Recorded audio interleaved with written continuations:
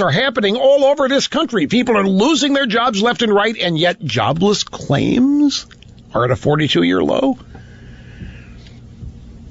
Here's how they explain this at Zero Hedge. The yawning gap between job cuts surging the most since the year 2009, meaning more jobs are being removed and cut and layoffs since 2009. And initial jobless claims, hovering near 42-year lows, continues to grow as initial jobless claims collapse 7,000 this week to 255,000. That's the lowest since 1973. Bear in mind Goldman Sachs' explanation that jobless claims are useless in this part of the business cycle. This does not signal a booming labor market.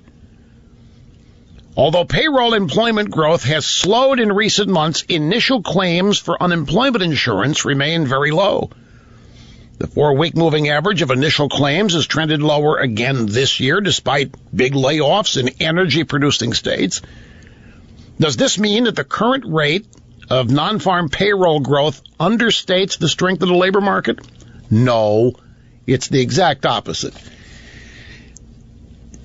The bottom line is, I don't care how you get there, and I don't care what numbers they want to throw out there. This jobless claims number, people filing for unemployment compensation, does not factor in the people who have lost it after 4 years and are now off of the rolls in terms of being counted as looking for work. So they're not being counted as unemployed, which is how you end up with a 5.1% unemployment rate when 94 million Americans aren't working. That's the number.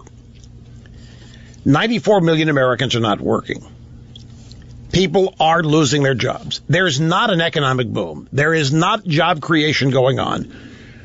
And this, too, is something the American people can sense. You know when the economy's booming. You can't miss it. You're in the middle of it. You're living it, even if it's not happening to you. You see it happening where you live.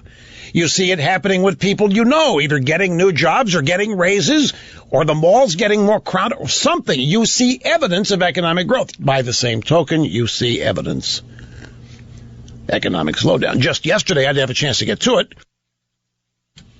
Maybe I do. Maybe I still have U.S. consumer finally losing the will to shop.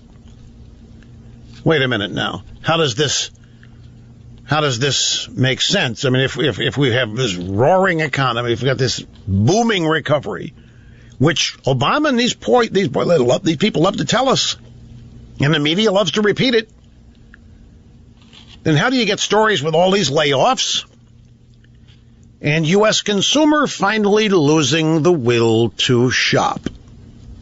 No, people don't lose the will to shop.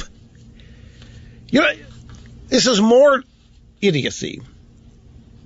Shopping is being treated as a capitalist activity born of excess.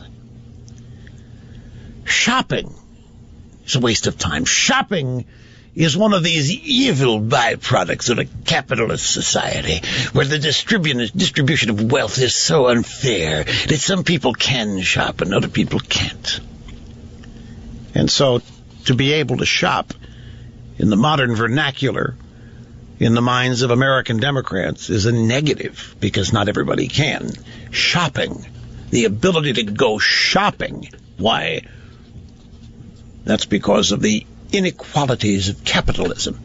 So we have a headline, U.S. consumer finally losing the will to shop. No, there's a difference in shopping. Well, there actually isn't, but this is the point. Is it shopping when you go to the grocery store? You kind of have to go there, don't you? Well, obviously it's not as much fun, but what is shopping versus buying?